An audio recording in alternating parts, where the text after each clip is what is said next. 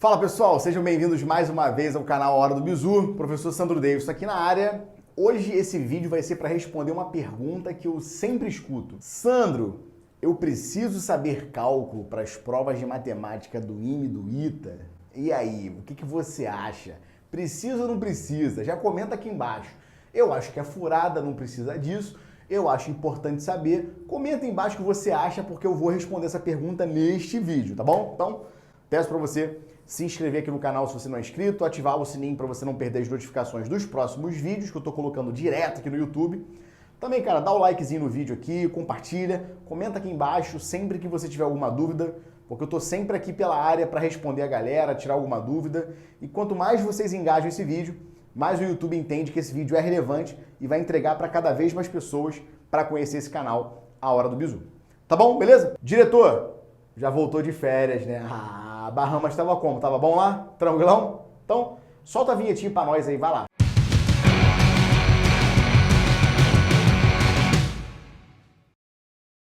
Bom, gente, eu dou aulas presenciais pra galera que vai fazer prova do IME e do ITA há algum tempo já, tá?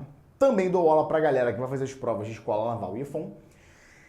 E pra quem vai fazer Escola Naval e EFON é muito claro, tá? Tá lá no edital, cai cálculo, então tem que saber. Você abre a prova da Escola Naval da EFON e cai limite, derivada, integral, enfim. Então você tem que saber para passar nessas provas. Só que nas provas do IME e do ITA, se você olhar o edital, por exemplo, de matemática, não tem lá integração por substituição trigonométrica. Você não tem isso lá na prova, tá? Só que a gente muitas vezes ministra aulas de cálculo para os alunos que estão fazendo turmas IME e ITA, por duas razões. A primeira, que é bastante simples, tá? Nas provas de física e de química, os conceitos de derivada, por exemplo, são extremamente importantes para a resolução dos problemas. Então tem que saber derivada, por exemplo, para fazer uma prova de física do IME, muitas vezes, tá? E em segundo, que a gente enxerga o cálculo como sendo uma grande ferramenta. Uma ferramenta para quê? É muito comum nas provas do IME e do ITA, dado que elas são muito difíceis, você encontrar um problema em que provavelmente uma primeira estratégia que você vai tentar vai ser uma estratégia longa, vai dar muita conta, e às vezes existe um atalho, uma segunda ferramenta, ou que seja um pouco mais fácil, ou cuja garantia de que vai dar certo você consegue prever antecipadamente. E muitas dessas vezes o cálculo pode ser uma grande dessas ferramentas. Então, já para adiantar a nossa resposta, para você ficar tranquilo com isso, a resposta é: eu preciso saber cálculo para a prova do IME e para a prova do ITA? Não, eu não preciso. Porém, saber cálculo nessas provas pode ser um grande diferencial. E eu vou te mostrar isso a partir de dois exemplos. Uma questão de prova do IME e uma questão de prova do ITA. Eu vou fazer cada uma dessas questões com uma solução padrão, sem cálculo, e uma solução com cálculo para você que está aí olhando esse vídeo, você decidir, tá? Claro e evidentemente, olhar só para duas questões, uma de cada prova, não faz você ter uma grande noção de como é a prova inteira. Mas eu quero mostrar para você que saber cálculo nessas provas pode sim, de fato, ser um grande ferramental importante na hora de você safar um probleminha e garantir a integralidade dos pontos de uma questão discursiva, por exemplo. Tá bom? Então vou começar com uma questão... Começo com a do IME e do ITA. O que vocês acham? Vou começar com a do ITA. Tá? Começar com uma questão do ITA de 2016. Então deixa eu botar aqui, ó. ITA 2016, tá? Esse problema particularmente, se você procurar na internet, eu diria que 95% das soluções comentadas são envolvendo cálculo. Pouquíssimas soluções envolvem coisas que não sejam de cálculo, tá? Por incrível que pareça. Até as soluções de cursinhos preparatórios, né, que você procurar aí na internet, quase 100% delas é envolvendo cálculo, tá? Então, esse é um grande exemplo de problema que saber cálculo ajuda pra caramba, tá? Mas não é a única solução, tá? A gente vai entender o que é isso, tá? Então, diretor, bota na tela pra eles aí, vamos lá. Questão seguinte: determine o termo constante do resto da divisão do polinômio 1 mais x ao quadrado elevado a 40 por 1 mais x ao cubo. É isso? 1 mais x ao cubo. Então eu quero pegar 1 mais x ao quadrado elevado a 40 e quero dividir por 1 mais x ao cubo. Tá bom? Beleza? Nem falei contigo, mas ó, o vídeo hoje vai ser grande, então já senta no sofazinho, tá bom? Coquinha, bizu, pipoquinha, ó. Netflix do Sandrão, Sandroflix, ó. Vai assistindo ali e vai se deliciando, tá bom? Qual é a parada? A gente sabe que problemas assim, né, que você quer descobrir coisas sobre o resto, você usa o teorema do resto. Só que tem um problema.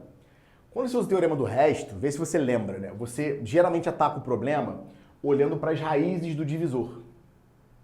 O nosso divisor é do terceiro grau, só que ele tem um problemaço. As 3 raízes desse divisor são iguais. Todas elas são menos 1, ou seja, é raiz tripla.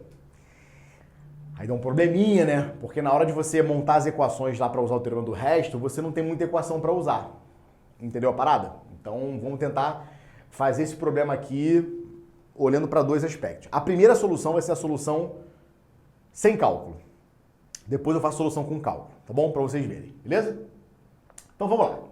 Como é que você começaria esse problema? Bom, eu sei que como o divisor é do terceiro grau, o resto vai ser no máximo do segundo grau, né? Então seria algo do tipo ax ao quadrado mais bx mais c, tá?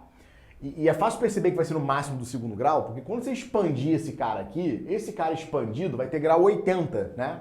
Vai ser o x ao quadrado elevado a 40. Então, quando eu expandir esse cara, vai ter coisa com grau 40, com grau 38, com grau 20, com grau 10. Vai ter coisa com grau 3. As coisas com grau 2, 1 e termos constantes vão permanecer. Porque na hora de dividir, quando eu divido um cara desse por um cara terceiro grau, o resto vai ser aquelas potências que são menores do que 3. Então, a primeira estratégia que você podia fazer no problema, em vez de usar o teorema do resto aqui, é tentar observar o que acontece com esse cara quando você expande ele, tá? Então, por exemplo, ó, vamos olhar para esse cara aqui, ó. Ó, 1 mais x ao quadrado elevado a 40, ó, vai ter coisa lá com x elevado a 80, e esse troço aqui é um coeficiente, tá bom? Deixa eu botar um espaço em branco para você não achar que isso aqui é um número, sei lá. Vai ter uma coisa com x a 80, vai ter uma coisa lá com x a 79, sei lá, deve ter, tá? Mais um monte de coisa. Aí vai ter coisa com x ao cubo, vai ter coisa com x ao quadrado, vai ter coisa com x e vai ter termo constante, que é justamente o pedido do problema. Então, o que nos interessa nesse problema são esses 3 últimos caras aqui, ó. Saber isso aqui.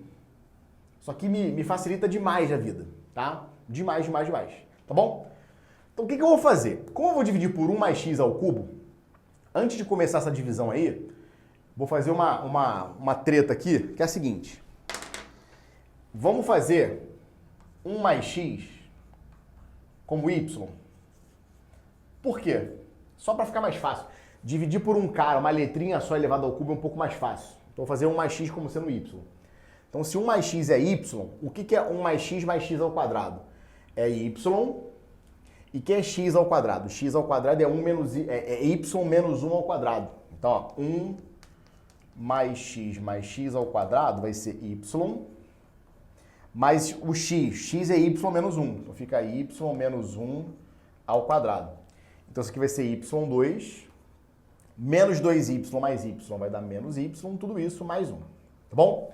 Então, na real, o que eu quero fazer? Eu quero pegar y ao quadrado menos y mais 1 elevado a 40 e quero dividir por y ao cubo. Ou seja, eu quero filtrar as potências que são menores do que 3, na real. Para saber o resto é isso. Então, eu quero saber as potências de grau 2, potências de grau 1 e potências de grau 0 em y, tá bom? Beleza? E para fazer isso, nós vamos usar o nosso conhecidíssimo polinômio de Leibniz. Por quê, cara? Porque y2 menos y mais 1 elevado a 40 é uma expansão multinomial, tá? Então, é tipo a generalização do binômio de Newton, para você que nunca viu na vida, tá? Então, quando você vai expandir y2 menos y mais 1 elevado a 40, como é que fica a cara desse termo? Esse termo fica assim, né? Você vai ter o y ao quadrado elevado a alguma coisa. Você vai ter o menos y elevado a uma outra coisa. Você vai ter o 1 elevado a uma terceira coisa, de maneira que a soma dessas coisas seja igual a 40. Então, a mais b mais c tem que ser igual a 40. Então, o coeficiente desse termo é o número de maneiras de a mais b mais c ser igual a 40. Que é aquele resultadinho lá do pauzinho bolinha lá, de soluções inteiras. Então, o coeficiente desse cara aqui vai ser 40 fatorial sobre A fatorial b fatorial c fatorial. Tá bom? Beleza? Então, isso aqui é o termo geral do seu polinômio de Leibniz. O que a gente quer nesse problema são os termos que tem grau 2, grau 1 e grau 0, né? O termo constante, tá bom? Então, vamos lá. Como é que eu faço aparecer grau 2, né? Y ao quadrado, né? Primeiro, para começar, vamos dar uma melhorada nessa expressão aqui, ó. Como é que você pode melhorar essa expressãozinha aqui, né? 1 elevado a c é 1 mesmo, né? O menos y elevado a b, você pode escrever como sendo menos 1 elevado a b vezes y elevado a b, e aqui fica y elevado a 2a. Então você vai ter, na verdade, y elevado a 2a mais b. Pode ser? Tá bom? Então, como é que eu faço para aparecer grau 2, né? Y ao quadrado? De duas, uma. Ou a é 1 e o b é 0, ou o a é 0 e o b é 2. Pode ser? Então, ou o a vai ser 1 e o b vai ser 0, ou o a vai ser 0 e o b vai ser 2.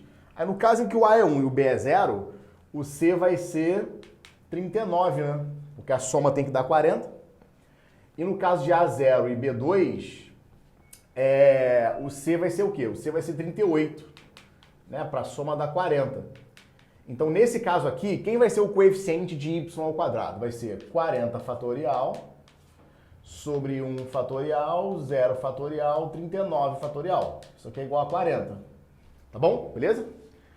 No caso de A0, B2 e C38, o coeficiente vai ser 40 fatorial sobre 0 fatorial, 2 fatorial, 38 fatorial. Tá?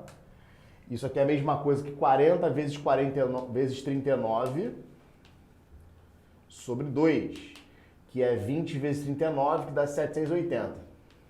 Tá? Então, o coeficiente de y ao quadrado vai ser essa soma aqui, né? Que dá 820. Tá bom? Beleza? Maneiro. Agora vamos olhar para o coeficiente de y, sem grau 2, grau 1, tá? Y. Como é que vai ser o coeficiente de y? Bom, para ter y, claramente o a tem que ser 0 e o b tem que ser 1, tá? Então o a tem que ser 0, o b tem que ser 1, e aí nesse caso o c tem que ser igual a 39, né? Para a soma dar 40, tá bom? E aí nesse caso, quem vai ser o coeficiente de y? Vai ser 40 fatorial sobre 0 fatorial, 1 fatorial, 39 fatorial, que vai dar 40. Só que, com cuidado, nesses dois primeiros casos, o b era par. Então, se o b era par, o menos 1 elevado a b dava positivo. Como aqui o b é 1, então, na verdade, o menos 1 elevado a b fica negativo. Então, ó, tem um sinal de menos aqui, ó. Então, é menos aqui, e aqui tem um menos também. Tá? Então, menos 40. Pode ser? Tá bom? Legal? E, finalmente, como é que vai ser o termo independente de y nesse caso aqui? Tá? O termo independente de y vai ser quando tanto a quanto b forem 0. Então, se o a for 0 e o b também for 0, o c tem que ser igual a 40. Então, o teu coeficiente vai ser 40 fatorial sobre 0 fatorial, 0 fatorial, 40 fatorial, que é o famoso 1. Não quero desesperar mesmo, né? Porque quando você multiplica um monte de 1 aqui, vai ter que dar 1 mesmo, tá? Então, quem seria a sobra de coisas desse cara aqui com graus menores do que 3? Então, quando você olha para y ao quadrado menos y mais 1 elevado a 40, você vai ter, ó, um y elevado a 80, mais não sei o que lá, y elevado a 78, 77, blá, blá, blá, blá, blá, até o quê? Os últimos caras. Quem são os últimos caras? Quem tem y ao quadrado, que é 820y ao quadrado. Quem tem y, que é menos 40y, tudo isso mais 1. Então, na real, o que me importa é isso aqui, ó. Essa galera aqui. Tá certo? Só que cuidado. O que eu quero nesse problema é o termo independente, né, o termo constante, na divisão com x, tá vendo? Eu só dividi eu só troquei o y para ficar um pouco mais fácil a minha vida, né? Então, troca isso de novo para x. O que é o y? Não é 1 mais x? Então, troca para x de novo. Isso aqui vai ser 820, 1 mais x ao quadrado, né? Porque o y é 1 mais x, tá vendo? menos 40 vezes 1 mais x, tudo isso mais 1. Aí você podia argumentar assim, pô, mas você não tinha dividido por y ao cubo, né? Agora tá trocando por x de novo, isso vai dar certo? Dá, cara, porque essa transformação não muda o grau do polinômio, tá vendo? Então, o que teria grau 2 aqui, vai continuar tendo grau 2 ali. Você não tá, né, perdendo o termo ou colocando o termo a mais. Só estou trazendo de volta para a variável x para olhar essa divisão em x, não em y, como eu fiz. Tá? É como se eu só tivesse trocado de letra para a divisão ser um pouco mais fácil. Tá bom? Agora? Maneiro. Então, isso aqui, na verdade, vai ser o quê? 820, que multiplica 1 mais 2x mais x ao quadrado, né? Menos 40 menos 40x, tudo isso mais 1. Tudo bem? A gente está interessado no quê, pessoal? No termo independente. O que vai dar termo independente aqui? O que não vai ter x? Ó, é 820 vezes 1, que vai dar 820, o menos 40 que está aqui, e o mais 1 que está aqui. Então, olha, 820 menos 40, então, ó, termo constante, vou botar aqui, ó, termo constante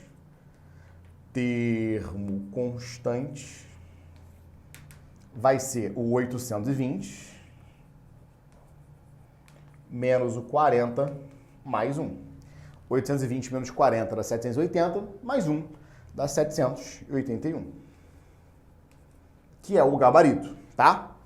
Então, o termo constante do resto dessa divisão é 781.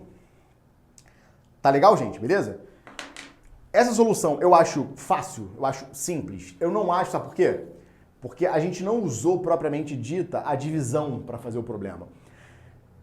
Claramente a gente usou, óbvio, né? Só que eu não fiz o problema usando artifícios de divisão polinomial.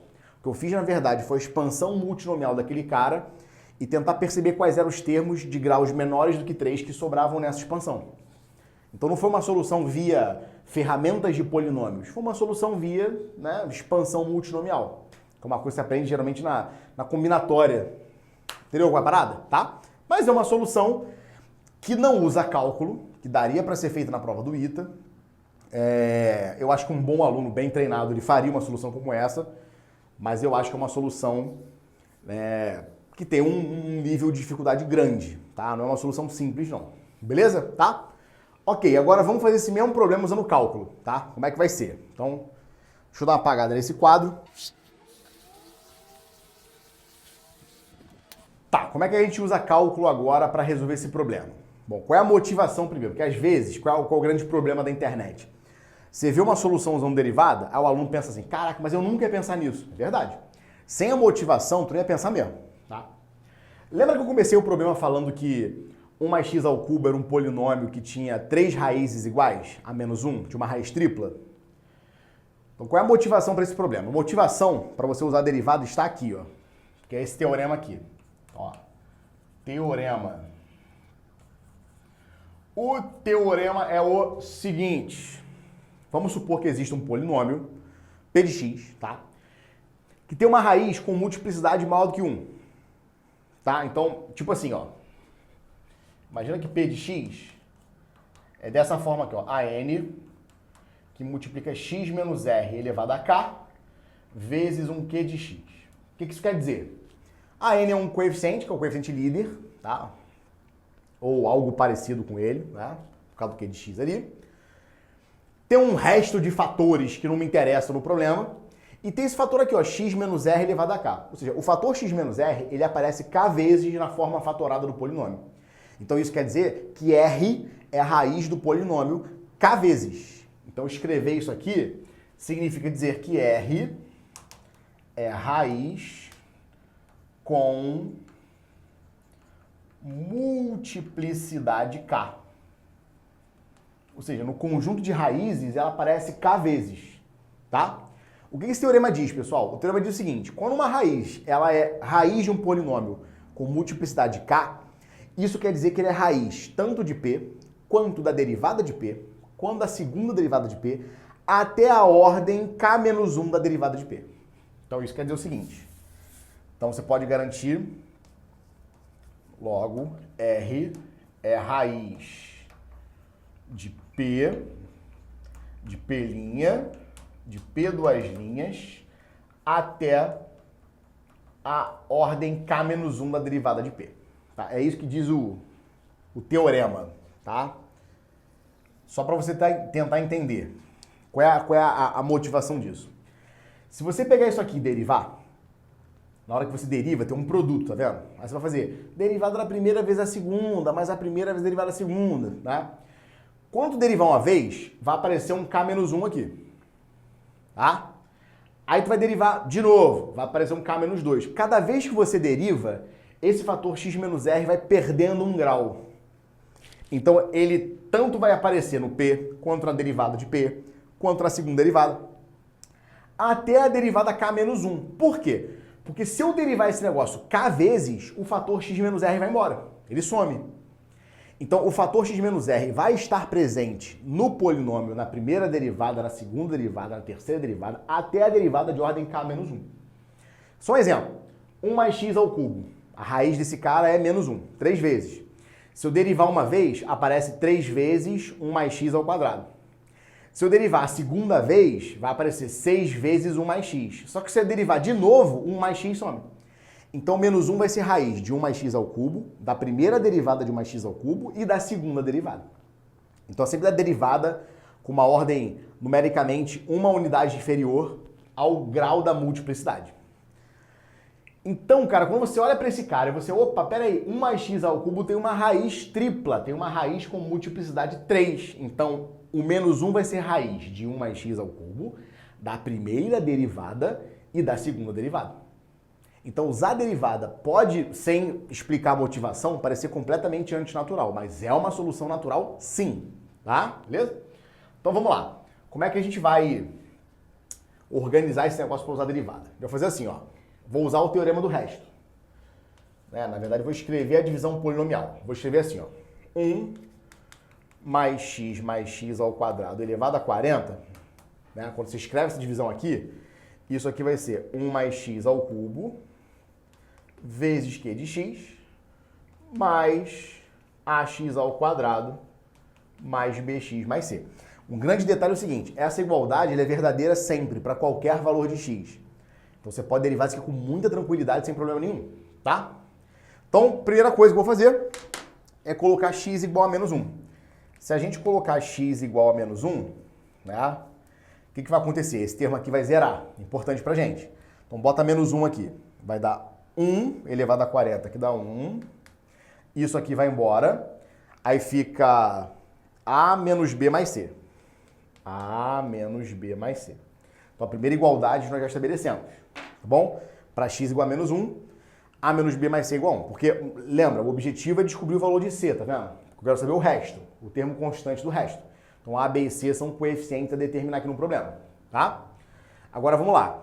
Pega essa expressão aqui e deriva. Deriva essa igualdade aqui, ó. Então, essa igualdade estrelinha aqui, ó. Vamos derivar. Então vou escrever aqui, ó. Derivando estrelinha. Como é que fica derivando estrelinha? Vamos derivar lá, bonitinho. Ó, derivada de 1 mais x2 a 40 vai ser 40 vezes 1 mais x2 elevado a 39 vezes a derivada de 1 mais x2, que é 2x mais 1. Tá bom? Beleza? Então, regra da cadeia básica aqui, se você não sabe derivar, vai ficar meio puxado esse vídeo para você, tá bom? Vamos lá. Derivada aqui do lado direito. Bom, derivada disso aqui é mole, né? É 2ax mais b, né? 2ax mais b, tá bom? Mais a derivada disso aqui. Aí que eu vou me valer do teorema. Não vou nem escrever. Não vou nem escrever. Não, na boa, não vou nem escrever. Sabe por quê? Porque na hora que eu derivar isso aqui, vai ter fator 1 mais x. Então vai ser 1 mais x vezes uma coisa que não me interessa, porque vai ter 1 mais x. E na hora que eu colocar x igual a menos 1, essa coisa vai-se embora. Entendeu a parada? Tá? Então botei 1 mais x vezes um trocinho ali, uma nuvenzinha, tá? Agora nessa igualdade aqui, que eu vou chamar de duas estrelinhas, nós vamos colocar mais uma vez x igual a menos 1, que a gente pode fazer isso, tá? Na real, você pode colocar o valor de x que você quiser, mas aqui é mais conveniente você colocar x igual a menos 1, tá bom? Então coloca menos 1 aqui, ó. Todo esse termo vai-se embora, foi embora todo mundo, tchau. O que sobrou aqui, ó? Sobrou menos 2A mais B. Beleza? E do lado esquerdo, o que vai acontecer? Isso aqui vai dar 1, né? Essa conta nós já fizemos antes. Então fica 40 vezes 1. Aqui vai dar o quê? 2 vezes menos 1 dá menos 2 mais 1 dá menos 1. Então ali vai dar menos 40, tá? Menos 40. Tá bom? Tudo bem? Maravilha. Agora, o que eu vou fazer, gente? Eu vou derivar essa igualdade de duas estrelinhas.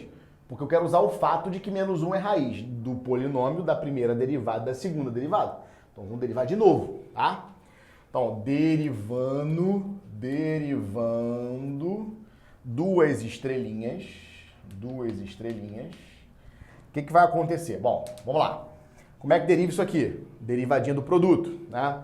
Então vai ser a derivada da primeira. Então vai ser 40 vezes 39 vezes 1 mais x ao quadrado elevado a 38. Vezes a derivada de dentro, que é 2x mais 1. Só que quando você multiplicar por 2x mais 1, vai aparecer um 2x mais 1 ao quadrado. Né? Tudo isso mais a primeira vezes a derivada da segunda. Só que a derivada da segunda é 2, né? Então vai ficar 2 vezes 40 vezes 1 mais x ao quadrado elevado a 39. E do lado direito, o que vai acontecer? Vai ter um troço com um mais x aqui, que vai continuar aparecendo, porque o 1 mais x não é fator único aqui, tá? Ele vai aparecer mais uma vez. E vai ter a derivada desse negócio aqui. Qual é a derivada disso aqui? É 2a. Então vai ser 2a mais 1 mais x vezes uma outra coisinha ali. Porque o 1 mais x vai continuar aparecendo. Porque, mais uma vez, o menos 1 vai ser raiz tanto de p quanto da primeira derivada quanto da segunda derivada. Então, na segunda derivada, o mais x continua aparecendo também. Tá bom? Beleza? Então, quando você fizer x igual a menos 1 mais uma vez, x igual a menos 1 mais uma vez, o que vai acontecer? Aquele termo com mais x vai-se embora, vai embora, tá? E aqui, ó, o que vai sobrar? Daquele lado de lá sobra 2a, né? 2a. E quando você colocar x igual a menos 1, o que vai acontecer? Ó? Isso vai dar 1, isso aqui vai dar 1, né, que é menos 1 ao quadrado. Isso aqui também vai dar 1. Então fica 40 vezes 39 vezes 1, que é 40 vezes 39, e aqui 2 vezes 40. Então 40 vezes 39 mais 40 vezes 2, vai dar 40 vezes 41. Pode ser? Então A vai ser o quê? Metade disso, que é 20 vezes 41. Então A vai ser 820. O que realmente a gente encontrou naquela outra solução, né? Faz bastante sentido, então a gente está no caminho certo, tá? Se o A é 820, como é que a gente acha o B aqui? O B vai ser o quê, galera? O B vai ser 2A menos 40. 2A menos 40. Então o B, na verdade, vai ser o quê? 2A é 1640 menos 40, o B vai ser 1600, tá? E para terminar o problema, como é que você acha o C? Você vem para cá agora. O C, ele será, vê se faz sentido, B menos A mais 1. B menos A mais 1. Então o C vai ser o quê, pessoal? O C vai ser B, 1600, menos A, menos 820. 1600 menos 820 dá 780. 780 mais 1, 781. Tá lá. Pronto. Então, as duas soluções prontas para você decidir. É para você decidir mesmo. Inclusive, eu gostaria bastante que vocês comentassem aqui embaixo qual das duas soluções vocês acham melhor ou mais natural. Tá? Porque tem aquela parada. Você me ver fazendo a solução é uma coisa. Você pensar naquela solução na hora da prova é uma outra coisa completamente diferente, tá?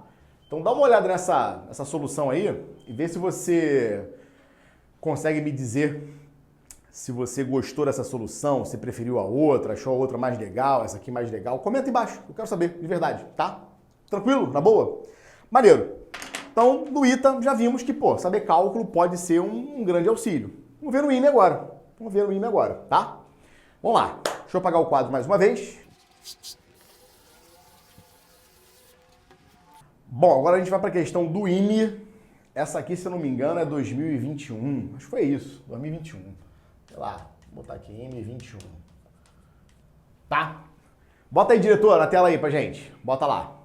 Suponha que A e B são raízes reais e diferentes da equação 4x2 menos 4tx menos 1 igual a zero, com t real. O intervalo de A até B, fechado, é o domínio da função f de x igual a 2x menos t sobre x2 mais 1. Seja g de t o máximo de f de x menos o mínimo de f de x. Determine g de zero. Bom, gente, olha só. A função g de t, ela é o máximo de f menos o mínimo de f, tá? E a função f, quando você olha para o enunciado, ela claramente depende de x e de t, tá? Apesar de ser f de x, tem um parâmetro t ali, parado, tá? Como a gente quer g de zero, como é que você encontra g de zero? Você tem que fazer t igual a zero. Só que se você fizer t igual a zero, como é que fica a expressão da função f de x? Ela fica assim, né? 2x sobre x ao quadrado mais 1. Tá bom? Beleza? Bacana demais. Fica 2x sobre x ao quadrado mais 1. Outra coisa importante é que quando t é igual a zero, os a's e b's que você tem no problema, você tem que encontrar por aquela equação ali, que é 4x2 menos 4tx menos 1. Então, para t igual a zero, sua equação fica assim, né? 4x ao quadrado menos 1 igual a zero, porque o t é zero, então o termo com x vai embora. Então, quem são as raízes dessa equação? São as raízes disso aqui. Você encontra aqui, ó, x ao quadrado é igual a 1/4. Então, x, na verdade, vai ser mais ou menos meio. Então, quem é o intervalo fechado de A até B, que é o domínio da sua função? É o intervalo de menos meio até meio. Olha lá. Beleza? Show! Então, o que nós queremos no problema? Nós queremos g de zero. É o máximo da função f de x, que é essa função aqui, ó, 2x sobre x ao quadrado mais 1, menos o mínimo dessa função, 2x sobre x ao quadrado mais 1. Tá bom? Beleza? Agora, presta atenção, pessoal. Essa função aqui, 2x sobre x ao quadrado mais 1, é uma função cujo domínio é um intervalo fechado. E o outro detalhe, você pode não saber isso, mas essa função é uma função contínua. Ou seja, para qualquer valor de x que você quiser, essa função está bem definida. Se a gente tem uma função que é contínua num intervalo fechado, função contínua no intervalo fechado é uma função limitada. Esse é o teorema de Weierstrass. Ah, olha que coisa bonita. Tá? Então, função contínua no intervalo fechado é uma função limitada, ou seja, ela atinge máximo e ela atinge mínimo. Sabia dessa? Teorema de Weierstrass. Tá? Então, ela tem máximo e tem mínimo. Se ela é contínua no intervalo fechado, ela tem máximo e tem mínimo. Então, a pergunta faz sentido. Eu quero o máximo menos o mínimo. Tá? Só que tem um problema. O máximo e o mínimo não necessariamente podem acontecer ou vão acontecer nos extremos do intervalo, né? Você podia ter uma função assim, ó, sei lá, o máximo dela acontece aqui, o mínimo acontece aqui. Então, assim, nada me garante que o máximo e o mínimo vão acontecer para x igual a menos meio, para x igual a meio. O melhor dos mundos é quando a função ela é monótona, ou seja, ela é crescente ou decrescente. Porque se ela for crescente, estritamente crescente ou estritamente decrescente, o mínimo está aqui, o máximo está aqui. O máximo está aqui, o mínimo está aqui. Então fica gostosinho, tá? Então, na verdade, eu quero saber se essa função que vai atingir máximo e mínimo, eu já sei, tá? O problema é quem vai ser o máximo, quem vai ser o mínimo. E é agora que o cálculo pode ser bacana pra gente, tá? Então, dessa vez, vou fazer a primeira solução usando o cálculo, para depois não usar, tá? Só para você ver como seria, tá? Então, ó, primeira solução.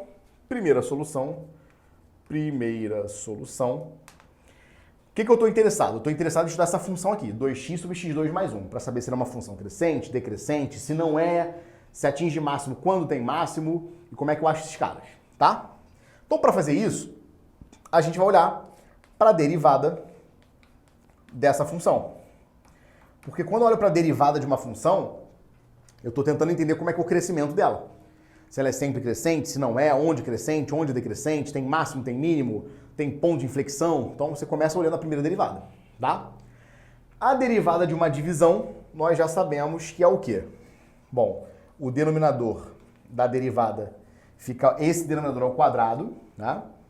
Aqui em cima eu vou fazer, ó, derivada do numerador vezes o denominador, vou ficar 2 vezes x ao quadrado mais 1, menos o numerador, vezes a derivada do denominador, que é 2x. Ah, isso aqui é regra básica de derivação, tá bom? Beleza? E essa expressão aqui, gente, dá o quê, né? Ela dá x ao quadrado mais 1 ao quadrado. E lá em cima, 2x ao quadrado menos 4x ao quadrado dá menos 2x ao quadrado. Tudo isso mais 2. Então, quando você olha para essa expressão aqui, o que você consegue perceber? O denominador é sempre positivo. Sempre positivo. Agora, o numerador não.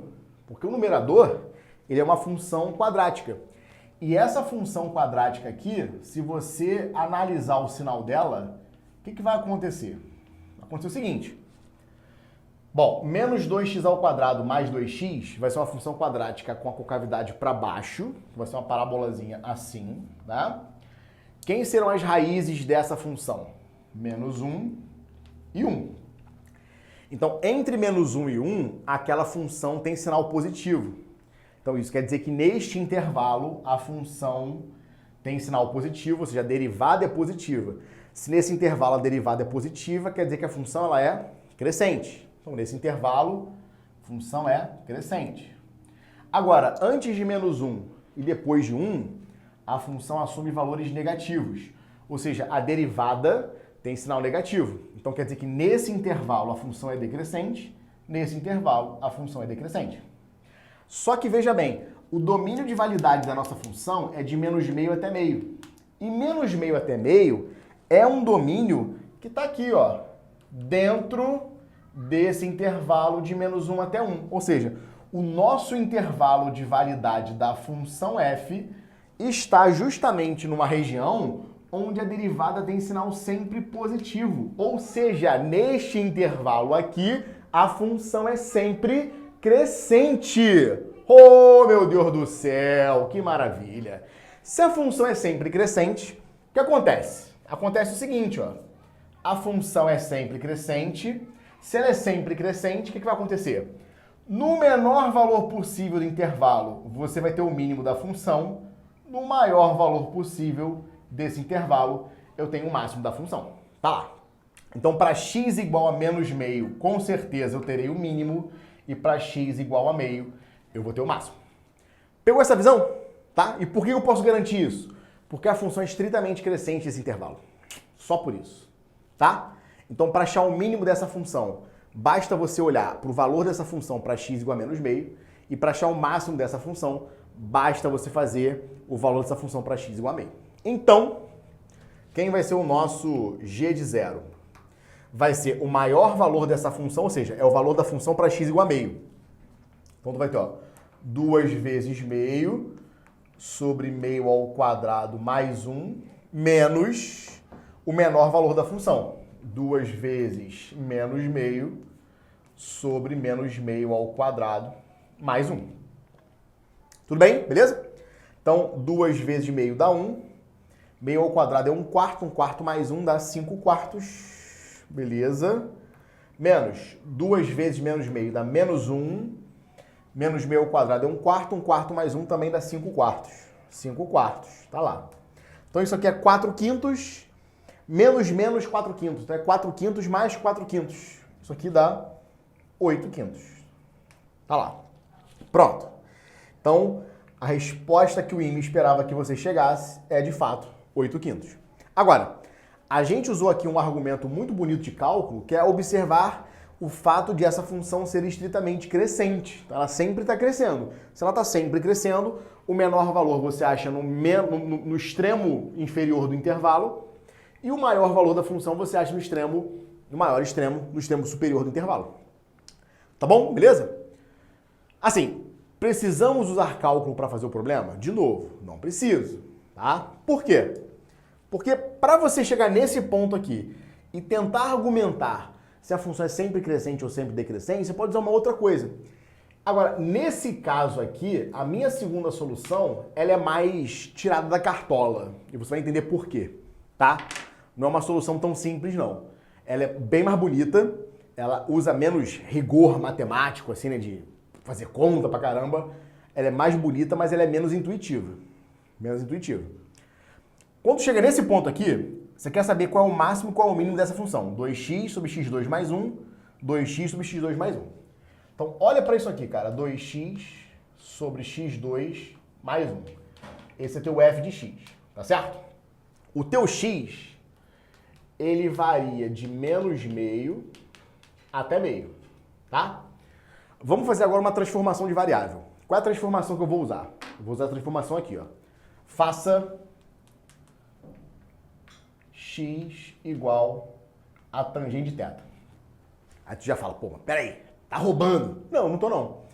Como x varia de menos meio a meio, né, de menos meio a meio, para cada um desses números existe um único arco de menos 90 a 90, cuja tangente é meio. Então pega um x, sendo a tangente de θ, onde esse θ aqui, ele pertence a qual intervalo? Ele pertence a esse arco aqui, ó, a esse intervalo. Ao arco tangente menos meio até arco tangente meio. Olha lá. O que eu estou fazendo aqui, gente? Só para você entender visualmente. Visualmente, eu estou fazendo o seguinte, ó. Pensa lá no círculo trigonométrico, tá? O círculo está aqui. Eixo das tangentes está aqui, tá bom? Ó, tangente meio está aqui, tangente menos meio está aqui. Por que eu pensei na tangente? Porque a tangente, cara, ela pode ser qualquer número real. Então, como x é qualquer número real naquele intervalo, eu pensei logo na tangente, tá? Podia chamar de seno? Podia, mas é mais legal chamar de tangente aqui. Por conta de quem? Do x ao quadrado mais 1. E tu vai entender agora por quê, tá? Então, o que eu estou fazendo? Eu estou associando ângulos nesse intervalo aqui, nesse intervalinho amarelo aqui, com números reais nesse intervalo aqui. A gente está fazendo uma transformação bijetiva. Para cada ângulo tem um real, para cada real tem um ângulo. Pegou a visão? Tá, quando você faz isso, quem vai ser agora o teu f de θ? O teu f de θ vai ser 2x, né? 2 tangente θ, sobre tangente ao quadrado mais 1. 1 mais tangente ao quadrado de θ.